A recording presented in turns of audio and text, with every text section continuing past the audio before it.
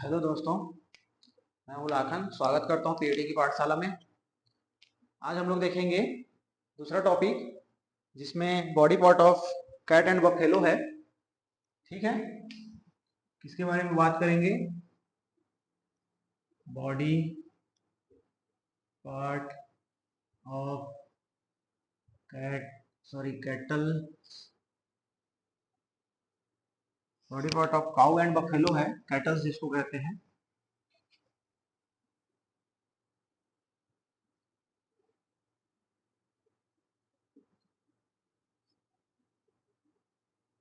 Buffalo, इसमें हम आज एक्सटर्नल बॉडी पार्ट बाह्य संरचना के बारे में बात करेंगे।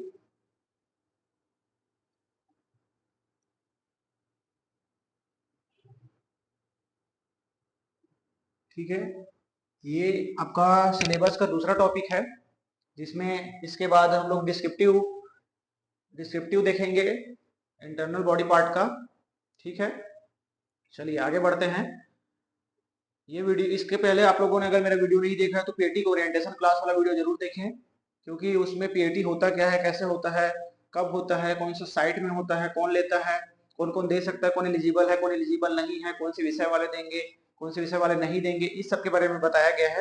तो वो आपको पीएटी के बारे में मुख्य मतलब जानकारी देगा कि कैसे आप फॉर्म भरेंगे, कैसे पेपर देंगे। ठीक है, चलिए आगे बढ़ते हैं। तो इसमें आज जो body part, external body part पढ़ेंगे उसमें हम लोग देखेंगे कि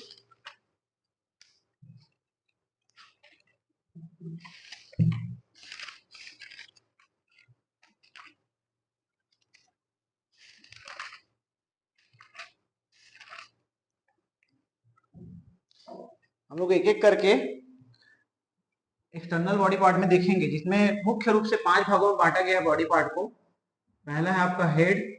ठीक है, पहला है आपका हेड जिसको सिर कहेंगे।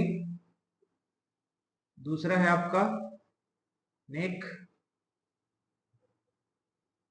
जिसको गर्दन कहते हैं, गर्दन या फिर ग्रीवा कहा जाता है इसको।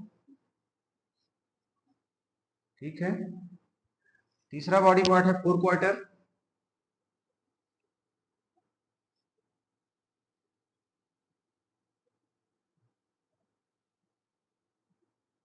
फोर क्वार्टर इसको अग्र अग्र वासागिरी कहा जाता है।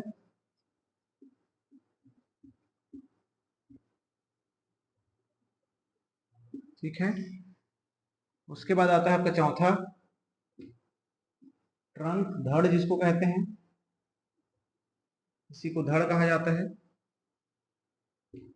ठीक है, अगला है आपका हाइंड क्वार्टर मतलब पश्च वासागिरी,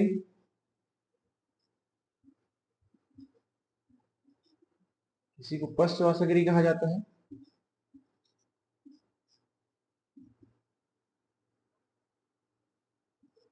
ठीक है, और लास्ट होता है आपका टेल, टेल पूंछ। तो हम लोग आज सिर को, गर्दन को, four quarter, trunk, hind quarter और टेल, इन सबको एक एक करके पढ़ेंगे। इसमें कितने कितने भाग है, किसमें क्या क्या पढ़ना है, एक एक करके देखते हैं। ठीक है, आप सभी से मैं एक रिक्वेस्ट करता हूं कि वीडियो को जब देखना स्टार्ट करें तो पेन कॉपी लेकर बैठें और साथ में लिखते जाएं, नोट्स बनाएं, ताकि आपको बाद में खोजना ना पड़े। और साथ ही साथ इन चीजों को याद करते जाएं। क्लास का सोचिए कि क्लास में ही याद हो जाए, यही यही, इसके बाहर ना जाना पड़े। ठीक है, हेड के बारे में बात करें तो इसमें हमको क्या क्या पढ़ना है? हॉर्न, हॉर्न, पोल। ठीक है, उसके बाद क्या पढ़ेंगे इसमें? मजल, मफल, मजल, मफल, नोस्ट्राइल। ठीक है, उसके बाद क्या पढ़ेंगे इसमें? नोस्ट्रिल्स। ठीक है, और चीक माउथ, चिन, माउथ। ठीक है, उसके बाद जॉ, उसके बाद आई एक्सेट्रा। ठीक है, तो इसको एक एक करके हम देखेंगे। हॉर्न किसे कहते हैं, पोल किसे कहते हैं, मजल, मफल, नोस्ट्राइल क्या है, चीन क्या है, माउथ क्या है, जॉल क्या है। ठीक है, इसके बारे में एक एक करके पढ़ेंगे। और कहाँ कहाँ उपस्थित होता है, क्या क्या कार्य करता है, किसे कहते हैं, स्पेसिफिक टर्म कुछ है इसके संबंधित, तो वो भी देखेंगे। ठीक है, सबसे पहले आज देखते हैं हॉर्न। क्या देखेंगे, हॉर्न। इसी को क्या कहा जाता है, सिंग कहा जाता है। ठीक है, चलिए आगे बढ़ते हैं। तो पशुओं में सींगों की संख्या जो होती है, पशुओं में सींगों की संख्या 2 होती है। ठीक है, सींगों की संख्या जो होती है वो 2 होती है। ठीक, जिस स्थान से सींग जुड़ा होता है, जिस स्थान से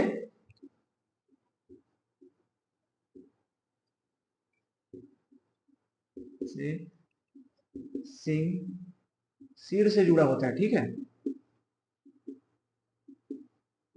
जुड़ा होता है, उस स्थान को श्रृंगाधार कहते हैं।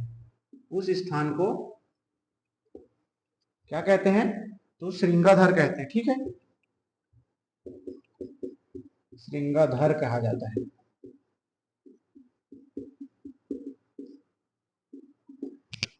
उसके बाद इसमें एक इंपॉर्टेंट पॉइंट है कि जो सिंगाधर है उसके ऊपर की ओर, सिंगाधर के ऊपर की ओर प्रत्येक वर्ष एक छल्ला बनते जाता है। जैसे कि ये मान लीजिए ये आपका कोई ऐसे करके जुड़ा हुआ है, ये सींग है। ठीक है, ये 2 सींग हो गया जो कि जुड़ा हुआ है। तो यहाँ प्रत्येक 2 वर्ष के बाद, एक वर्ष में, तृतीय वर्ष में यहाँ पे ऐसे छल्ला, यहाँ पे ऐसे छल्ला, ऐसे एक एक साल में एक एक छल्ला बनते जाएगा। ये तीसरे वर्ष में आएगा, ये चौथे वर्ष में, ठीक है, ये 5वें वर्ष में आ जाएगा। तो ऐसे ही श्रृंगाधर,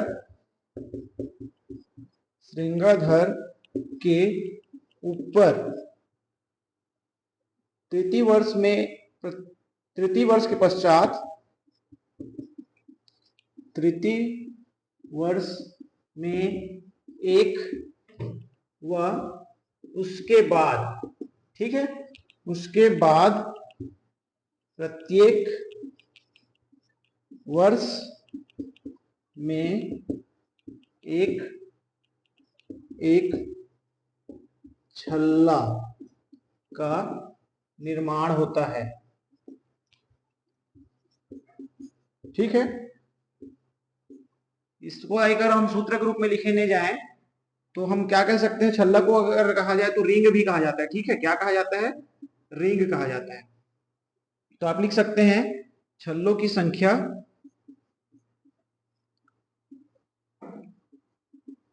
छल्लों की संख्या प्लस 2। ठीक है, तो छल्लों की संख्या अगर 1 है और 2 हो तो ये छल्लों की संख्या 1 हो और 2 जोड़ देंगे तो 3 साल में पहला आ जाता है। ठीक है, उसी प्रकार 2 हो और 2 जोड़ देंगे 4 वर्ष में 2 दिखेगा। तो इसको क्या उपयोग हो जाता है, आयु का अनुमान लगाने के लिए। किसका अनुमान, आयु का अनुमान लगाने के लिए,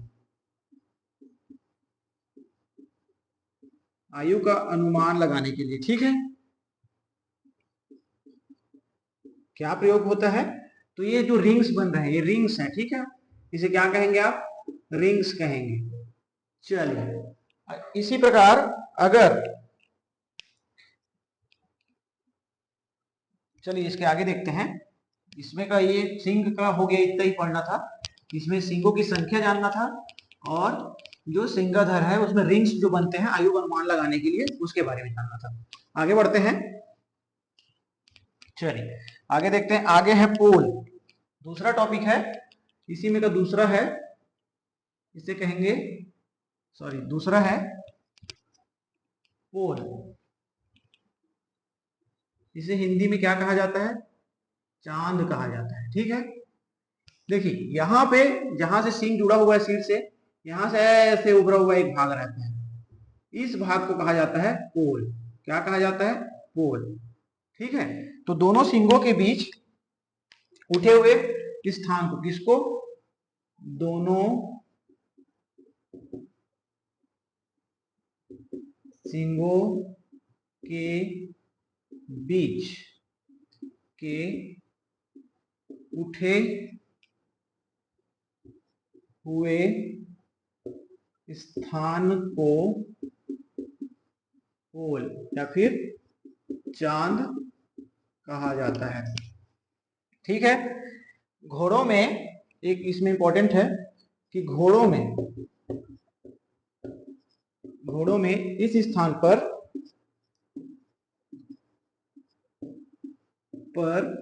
बाल का गुच्छा पाया जाता है,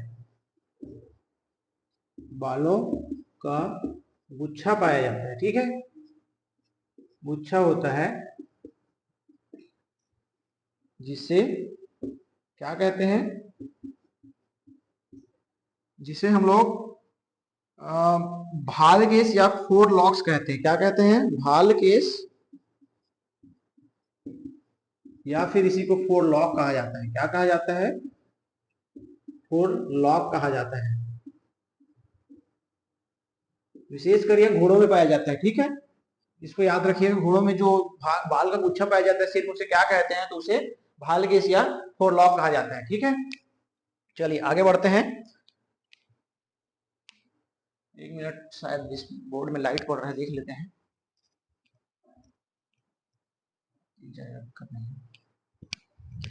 चलिए अगला देखते हैं, मजल और मफल। मजल क्या होता है, मफल क्या होता है, उसके बारे में पढ़ते हैं। ठीक है, तो सबसे पहले मजल थूथन जिसे कहते हैं उसको देखते हैं। ये हो जाएगा आपका तीसरा जो पढ़ रहे हैं उसमें। इसे क्या कहते हैं, मजल, या फिर इसी को थूथन कहा जाता है। क्या कहा जाता है, थूथन। तो नोस्ट्राइल, ठुड्डी, चिन और मुंह को सम्मिलित रूप से क्या क्या को, नोस्ट्राइल्स मतलब नासारंध्र छिद्र कहा जाए तो, नासा छिद्र, और चिन, ठुड्डी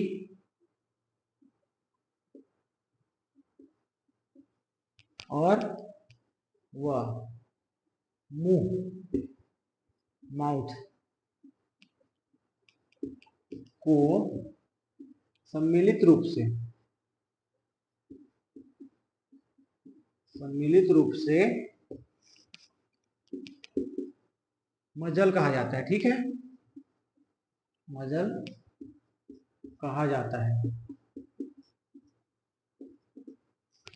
और मफल क्या होता है, तो मफल दोनों नोस्ट्राइल के बीच में, देखिए मफल जो होता है इसे हिंदी में कहा जाता है ऊपरी ओठ। क्या कहा जाता है, ऊपरी होठ। ठीक है, तो दोनों नोस्ट्राइल के बीच में जो दोनों नासारंध्र है ना, नासारंध्र के बीच का काला सा भाग, काला सा जो भाग होता है वह मफल कहलाता है। ठीक है, मफल कहलाता है। ठीक, ये हो गया मफल। ये जो होता है मफल जो है नॉन मूवेबल होता है। ठीक है, नॉन मूवेबल, नॉन मूवेबल अचल होता है। ठीक है,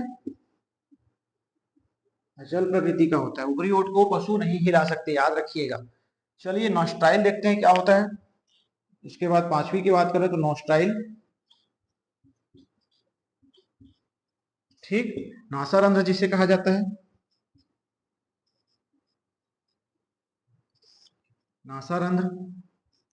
तो नासारंध्र क्या होता है, नॉस्ट्राइल नथुन, नाक के दोनों नासारंध्रों का जो आकार में बड़ा और खुला होता है उसी को नॉस्ट्राइल कहते हैं। ठीक है, नुथन भी कहा जाता है इसको, क्या कहते हैं, नथुन कहा जाता है, नथुन भी कहा जाता है इसी को। तो नाक के दोनों नासारंध्रों का जो नासारंध्रों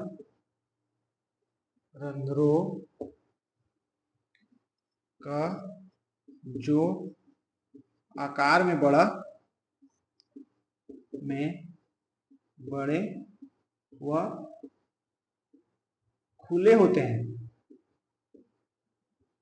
उसे नोस्ट्राइल कहा जाता है। ठीक है, उसे नोस्ट्राइल कहा जाता है। क्या कहा जाता है? नोस्ट्राइल कहा जाता है, जिससे पशु श्वास लेता है। ठीक है, पशु जिस स्थान से श्वास लेता है ना, नाक जिसका दिखता रहता है, उस स्थान को कहा जाता है नोस्ट्राइल। जो नाक दिखता रहता है, छेद जो मफल के नीचे होता है, ठीक है, तो उसे क्या कहते हैं? नोस्ट्राइल कहते हैं। चलिए, ये तो हो गया मफल, मजल और नोस्ट्राइल। आगे देखते हैं।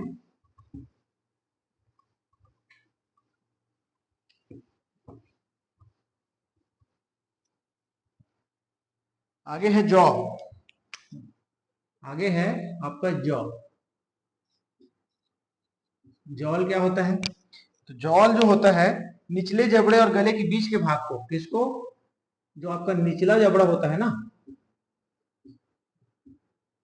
निचले जबड़े और गले के बीच के भाग, बीच के भाग को क्या कहा जाता है? जॉल कहा जाता है। इसको हिंदी में भी वैसे ही लिखा जाता है, ठीक है, जॉल, ऐसे। चलिए, अगला भाग देखेंगे हम लोग। सिर तो हो गया, नेक का देखेंगे। नेक में मतलब गर्दन में कौन कौन सा आपका इंपॉर्टेंट भाग है, जो इस पार्ट से पेपर में सीधा सीधा क्वेश्चन आता है, आपको सोचना नहीं पड़ेगा, ना ही कोई विचार करना पड़ेगा। ठीक है, इसी को गर्दन भी कहते हैं या फिर ग्रीवा भी कहा जाता है। ठीक है, याद रखिएगा, ये काम आएगा आपके एग्जाम में। ग्रीवा, गर्दन अलग अलग शब्दों में फंसाता है, कोशिश करता है फंसाने की। तो इसमें जो पहला है, क्रिस्ट ऑफ नेक, ग्रीवा क्रीट जिसे कहते हैं। ठीक है, क्रिस्ट ऑफ नेक, या इसी को ग्रीवा क्रीट कहा जाता है। ठीक है, चलिए इसको देखते हैं।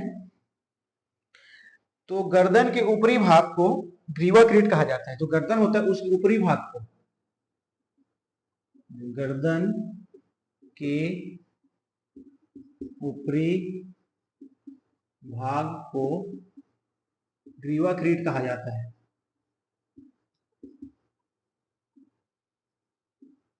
ठीक है,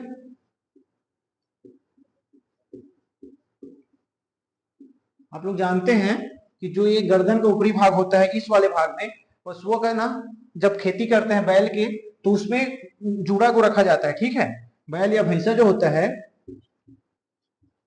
बैल या जो भैंसा होता है ना, भैंसा, मेल भैंस कहा जाता है, भैंसा के इसी भाग पर क्या रखा जाता है? इसको जुआ या फिर जूड़ा कहा जाता है, जूड़ा रखा जाता है। ठीक है, ये इंपॉर्टेंट है, याद रखिएगा। ग्रीवाक्रीट क्या है? तो जिस स्थान पे भैंसा या फिर बैला का जुड़ा को या जुआ को रखा जाता है, उस स्थान को क्या कहते हैं? ग्रीवाक्रीट कहा जाता है, क्रिस्ट ऑफ नेक कहा जाता है। ठीक है, अगला देखते हैं। अगला है इसमें गलकर्त, जुगलर ग्रुप। गलकर्त किसे कहते हैं?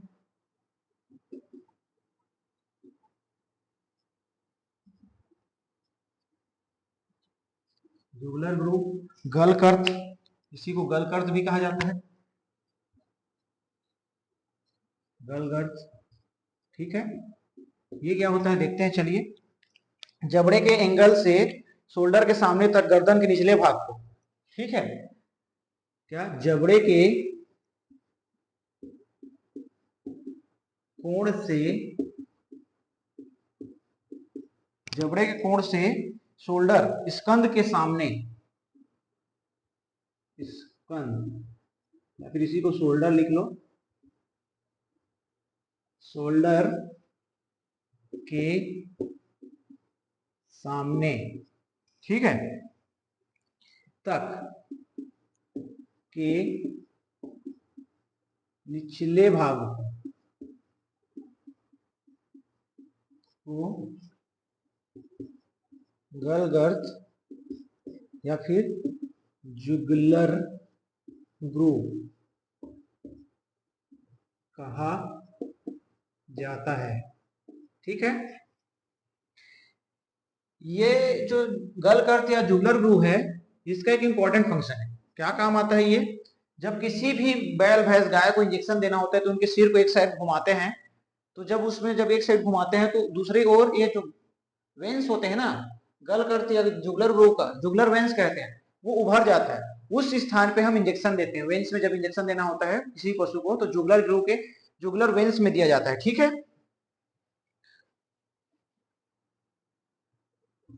ये सिर को एक तरफ घुमाने पर, जब सिर को एक तरफ घुमाते हैं तो जुगलर वेंस दिखाई देते हैं। क्या दिखाई देते हैं?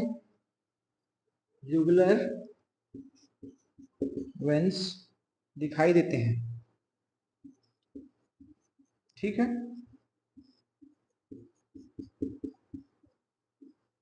इसी में आईवी का इंजेक्शन लगाया जाता है।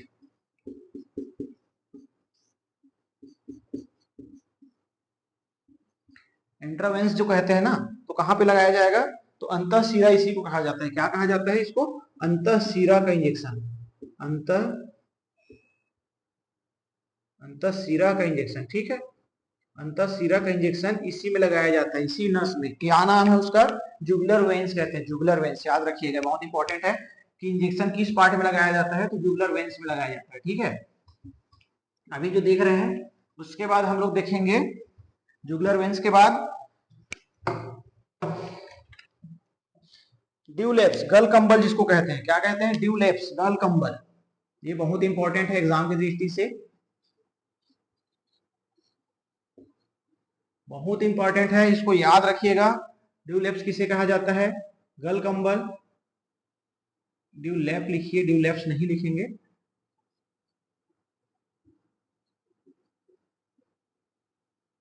चलिए आगे देखते हैं ड्यूलेप्स गल कंबल क्या है। तो गाय के गले से लेकर अधर वक्ष तक, कहां तक? गाय के गले से लेकर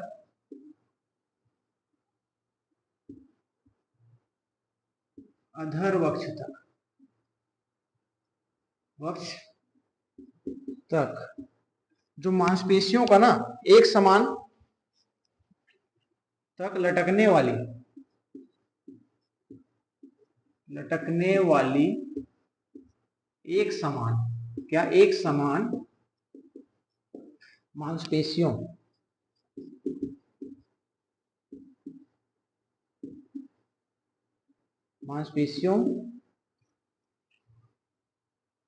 को गल कंबल कहा जाता है, ठीक है। गल कंबल क्या होता है? तो गले से लेकर, पशु के जो गला होगा वहां से लेकर जो उसका आधा वक्त होता है छाती तक, वहां तक का जो मांसपेशियों से लटकने वाली एक समान एक संरचना पाई जाती है, उसे गल कंबल कहा जाता है, ठीक है। ये ड्यूलेप्स जो होता है ये भैंसों में नहीं पाया जाता। किसमें नहीं पाया जाता है? बफेलोस में अनुपस्थित होता है, भैंस में।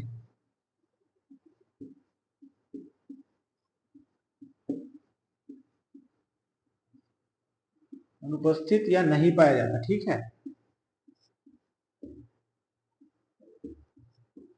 ये बहुत इंपॉर्टेंट है, याद रखना। ये जो पॉइंट है, भैंस में ड्यूलेप्स होता है कि नहीं होता है, ठीक है, क्योंकि एग्जाम में डायरेक्ट पूछ सकता है भैंसों में निम्न में से कौन सा अंग नहीं पाया जाता है, या निम्न संरचना होती है या नहीं होती, तो उसमें ऑप्शन होगा ड्यूलेप्स। तो याद रखिएगा ड्यूलेप्स नहीं पाया जाता, ठीक है। चलिए आगे बढ़ते हैं। अब हम लोग, ये तो हो गया आपका नेक तक का। अब हम लोग देखेंगे फोर क्वार्टर। फोर क्वार्टर मतलब जो अग्र, आपका अग्र जो वो था ना वासागृह, उसमें कौन कौन से भाग हैं, ठीक है। बुक में देखेंगे तो आप 50 100 दिखेगा, परंतु जो इंपॉर्टेंट है हम उसको पढ़ रहे हैं। हम सबको नहीं पढ़ने वाले, जो इंपॉर्टेंट है उसको पढ़ने वाले हैं, ठीक है। तो यहाँ पे मान लीजिए आपका अगला क्या है, 4 क्वार्टर है, ठीक। इसी को क्या कहते हैं, अग्र, क्या कहते हैं, अग्रवासगृह।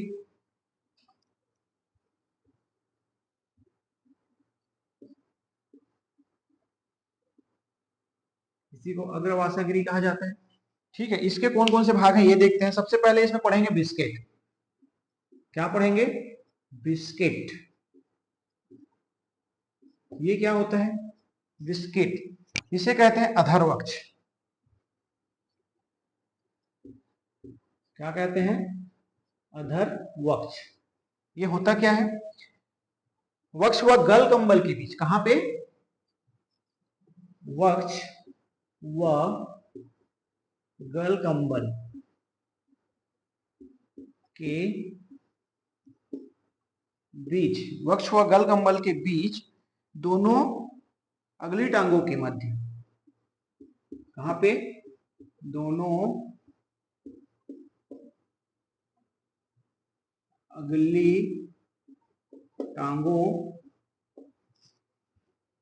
के मध्य में उभरा हुआ संरचना, ठीक है, संरचना ही बिस्किट कहलाता है। क्या कहलाता है, बिस्किट या फिर अधरवक्ष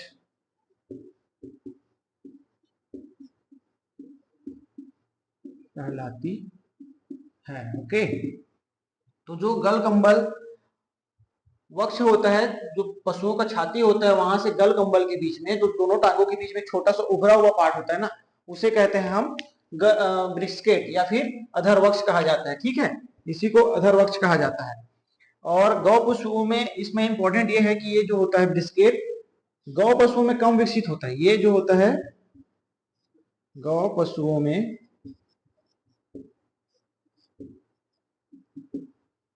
कम विकसित होता है, याद रखिएगा इसको। अभी गल कंबल की बात आई थी तो कम विकसित, और भैंस में सुविकसित होता है, ठीक है। गल कंबल भैंस में नहीं पाया गया था, इसमें ब्रिस्केट में, ब्रिस्केट जो होता है गाय में कम विकसित होता है, भैंस में सुविकसित होता है, ठीक है, पूर्ण डेवलप्ड होता है। इसीलिए ब्रिस्केट किसमें ज्यादातर देखने को मिलेगा, तो आप देखेंगे पैर के, दोनों पैर के बीच में भैंस में उभरा हुआ स्थान दिखता है अलग से, इतना बड़ा दोनों पैर के बीच में, ठीक है। चलिए आगे देखते हैं, हम्प पढ़ेंगे। हम कुबड़ किसे कहते हैं, ठीक है। तो अगला है आपका, चलिए इसको मिटा लेता हूं, हम कुबड़,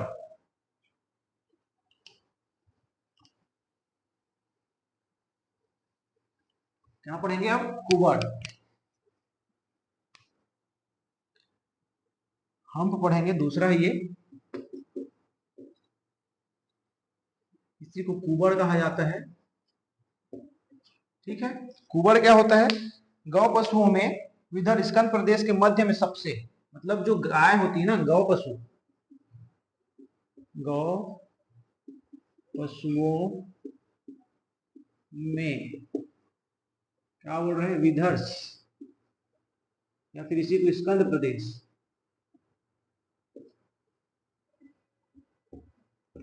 ये मान लीजिए कंधा, स्कंद प्रदेश या कंधा कह सकते हैं, कि मध्य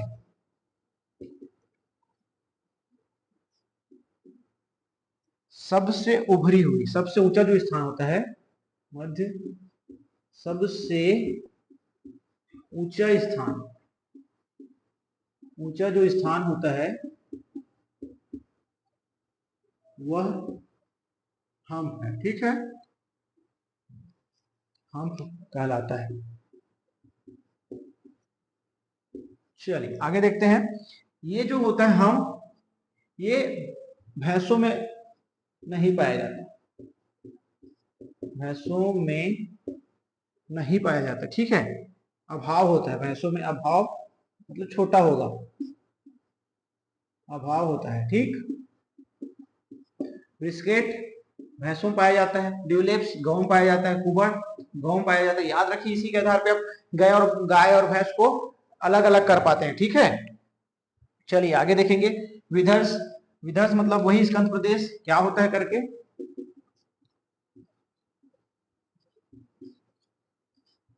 इसी को स्कंद प्रदेश कहा जाता है, कंधा वाला जो भाग होता है। ठीक है, तो गर्दन और धड़ के मिलने वाले स्थान को स्कंद प्रदेश कहते हैं। किसको? गर्दन और धड़ के मिलने वाले भाग, मिलने वाले भाग को विदर्भ या फिर स्कंद प्रदेश कहा जाता है। ठीक है, कहा जाता है। जो ये जो होता है, एक ओर से ग्रीवाकृत से मिलती है, एक और ग्रीवाकृत व दूसरी ओर पीठ से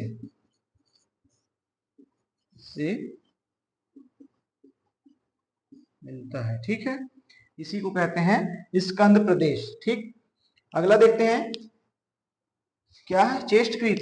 चेस्ट का घेरा मतलब जो वक्ष है उसका घेरा, जो पशु का अगर देखें तो भार को ज्ञात करने के लिए, ठीक है, पशु को भार ज्ञात करने के लिए जो चेस्ट का ग्रीवा करते हैं ना, चेस्ट क्रीट, या फिर इसी को घेरा कहा जाता है, कृत घेरा। ठीक है, तो इसको क्या कहते हैं, चेस्ट ग्रीथ,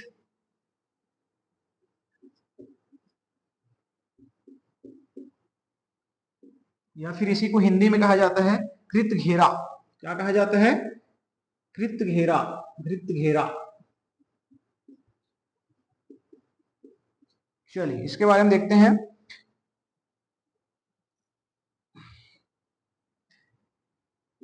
जो डायमीटर होता है ना, डायमीटर या फिर व्यास का, व्यास किसका? चेस्ट का, डायमीटर ऑफ चेस्ट, यहां लिख लीजिए, डायमीटर ऑफ चेस्ट को ही चेस्ट क्रीत कहा जाता है। ठीक है, पशुओं का ये क्या काम आता है? पशुओं का वजन ज्ञात करने के लिए,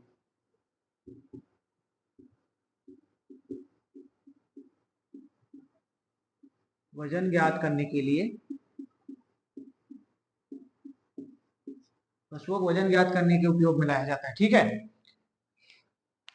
एक और इसमें वो है, देख लीजिए, पशुओं की लंबाई किसे कहते हैं? तो ये नोट डाल के लिखिएगा, इंपॉर्टेंट है। पशुओं की लंबाई, यहां तो घेरा की बात आ गई, पशुओं की लंबाई। ठीक है, तो कुबड़ से लेकर पीन बोन तक, कहां तक? कुबड़ से लेकर पीन बोन तक, कुबड़ या फिर हम से लेकर पिन बोन तक। पिन बोन क्या है मैं बताऊंगा। ठीक है, जब हम कुबड़ से लेकर पिन बोन तक के नाप लेते हैं ना, तो उसे कहते हैं, क्या कहते हैं? पशुओं की लंबाई कहते हैं। ठीक है, और पिन बोन होता क्या है? पिन बोन, इसको भी देख लीजिए। पिन बोन जो होता है, एक जो होता है ना, पूंछ के नीचे जो उभरा हुआ हड्डी दिखता है, पूंछ के ज्वाइंट पे, ज्वाइंट वाले स्थान पर, जुड़ा हुआ जो स्थान रहता है पर उभरी हुई जो हड्डी दिखाई देती है, दिखाई देता है, वही पिन बोन है। वही क्या है? पिन बोन है। और ये किसका बना होता है? तो क्या सियाटिक ट्यूबर का बना होता है, ठीक है। किसका बना होता है? ये सियाटिक ट्यूबर का बना होता है, ट्यूबर का बना होता है। क्या चीज?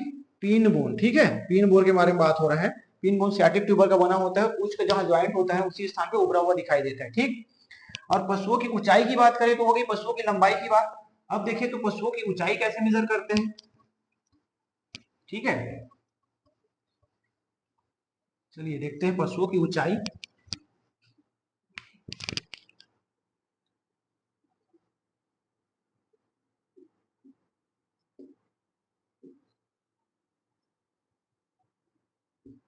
पशुओं की ऊंचाई तो खुर से लेकर स्कंद प्रदेश तक, विदर तक, कहां तक नापते हैं? खुर से लेकर विदर्भ तक को मापा जाता है, ठीक है। चलिए एक और संरचना है जिसे क्या कहते हैं? Naval flap.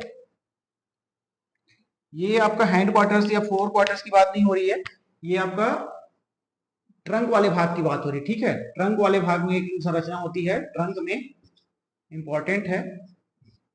क्या होता है? Naval flap. क्या होता है? Naval flap.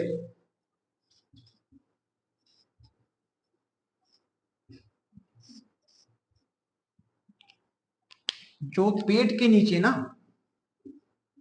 पेट के नीचे मांस का धारी दिखाई पड़ता है, दिखाई पड़ता है, जो नाभि के पास दिखाई पड़ता है ना, जो नाभि के पास लटका होता है, कहा जाता है,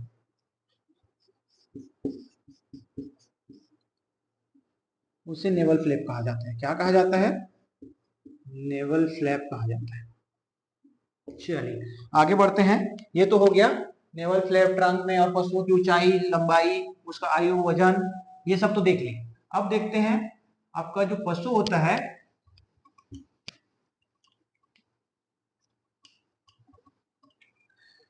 देखिए इसमें से जो क्वेश्चन बनेगा डायरेक्ट बनेगा, आपको इसमें ज्यादा सोचने की जरूरत नहीं है। इसमें सीधा सीधा बात है कि आपको जो क्वेश्चन आएगा सीधा सीधा एक लाइन में रहेगा, उसमें 4 ऑप्शन में से एक ऑप्शन को चूज करना है, ठीक है। इसमें ज्यादा दिमाग लगाने वाली जरूरत नहीं है। एक चीज होता है खुर, हुक कहते हैं जिसे। क्या कहते हैं? खुर। ये भी इंपॉर्टेंट है, याद रखिएगा। हुक या फिर इसी को खुर, ठीक है, या फिर इसी को टखना कह देते हैं।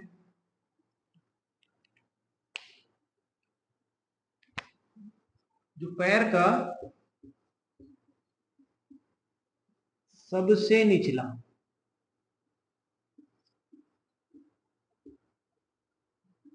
निचला भाग, ठीक है, जो कठोर होता है, कठोर होता है, उसे हुफ कहते हैं। क्या कहते हैं? हुफ या फिर खुर कहा जाता है, ठीक। एक होता है बहुत इंपॉर्टेंट है, ड्यू क्लेव्स बोला जाता है जिसको। क्या कहा जाता है? ड्यू क्लेव्स, मतलब विजन खुरी। क्या कहते हैं इसको? विजन खुरी कहते हैं। बहुत इंपॉर्टेंट, पेपर में कई बार पूछा जा चुका है। तो जो खुर होता है ना, ये प्रत्येक टखने या फेट लॉक, ये जो होता है प्रत्येक टखने या फेट लॉक के पीछे दोनों ओर, के पीछे दोनों ओर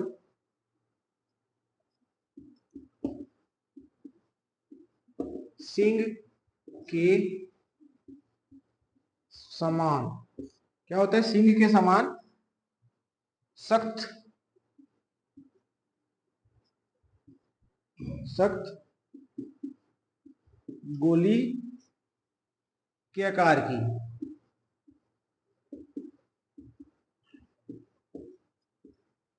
आकृति उभरी होती है। क्या होती है? उभरी होती है। उसी को विजन खुरी कहते हैं, विजन खुरी कहलाता है। ठीक है,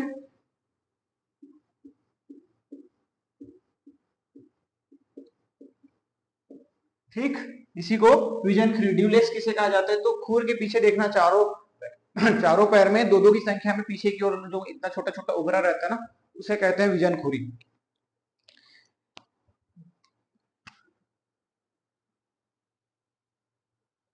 कोरोनेट किसे कहते हैं? एक और शब्द आ गया यहीं पे खुर से संबंधित, तो इसको भी देख लो, कोरोनेट। ठीक है, तो कोरोनेट जो होता है, खुर शीर्ष जिसको कहा जाता है, क्या कहा जाता है? खुर शीर्ष।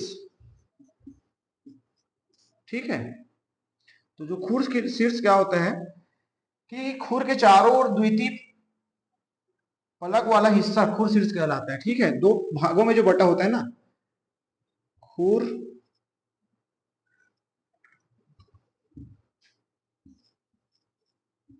खुर के चारों ओर द्वितीय फलक, दो फलकों में बटा हुआ। ठीक है, द्वितीय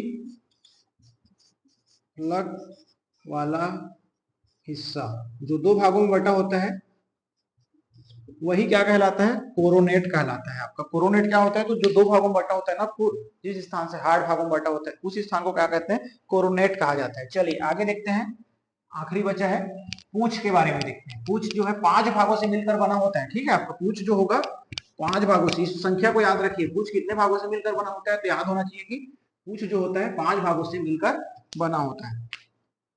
यहाँ पे हम टेल के बारे में देख रहे हैं। ठीक है, इसको याद कर लेना, 5 भागों से मिलकर बना होता है।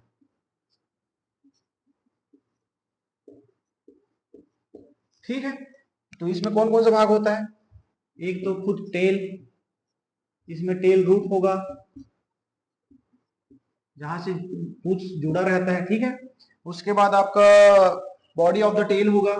क्या होगा? Body of the tail, body of the tail, पूंछ का जो भाग होगा वो होगा। फिर उसमें होगा स्विच ऑफ टेल। स्विच किसे कहा जाता है? स्विच ऑफ टेल, इसमें जो घना बाल होता है ना पूंछ में, घना बाल, उस स्थान को कहते हैं, घना बाल वाले स्थान को, घना बाल वाले स्थान को क्या कहा जाता है? स्विच ऑफ टेल कहा जाता है। याद रखिए। एक छोटा सा और जानकारी दे दूं इसी में, अभी जिस आधार पे आप पढ़े हो बॉडी संरचना, उसी के आधार पे गाय और भैंस को अलग अलग करते हैं। ठीक है, कि गाय और भैंस कैसे अलग होते हैं। तो दो खाना बना लेना ऐसे, इस पर लिख लो काऊ, इस पर लिख लो बफेलो। अभी जो पढ़े उसी के आधार पे बता रहा हूं। सबसे पहले देखिए गलगंबल। ठीक है, ड्यूलेप्स जिसको कह रहे थे, ये ड्यूलेप्स इसमें पाया गया। ड्यूलेप्स इसमें क्या हुआ? पाया जाता है। इसमें ड्यूलेप्स नहीं पाया जाता, महत्वपूर्ण है। ठीक, दूसरा इसमें देखिए, हम क्या देखे? एक ठो ब्रिकेट।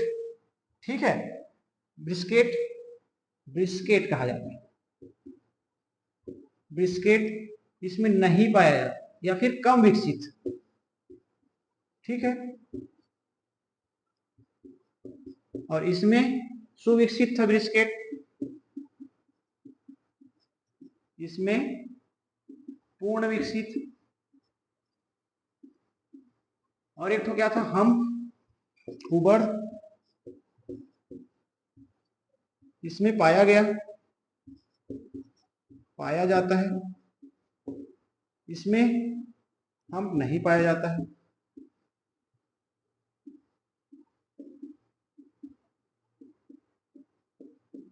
और लिख लीजिए, इसमें जो बाल पाए जाएंगे वो घने होंगे, वह मुलायम होते हैं। क्या होते हैं? मुलायम। इसमें जो बाल होते हैं वो कठोर, वह कम संख्या में। ठीक है, तो ये गाय और भैंस में मुख्यतः ये चारों बातों को याद रखिए कि किस आधार पे हम उसको अलग करते हैं। तो ये इन चारों पे, ड्यूलेप्स के आधार पे, ब्रिस्केट के आधार पे, हम के आधार पे, और बाल की संख्या। आप ये नहीं कह सकते कि उसका रंग काला होता है, इसका रंग सफेद होता है, क्योंकि कुछ गायें जो होती हैं वो काली भी होती है। ठीक है, तो इसलिए रंग उनके आधार पे नहीं करेंगे, चारों के आधार पे करेंगे, जो आपको पता होना चाहिए। कभी कभार पूछ देता है इसमें से।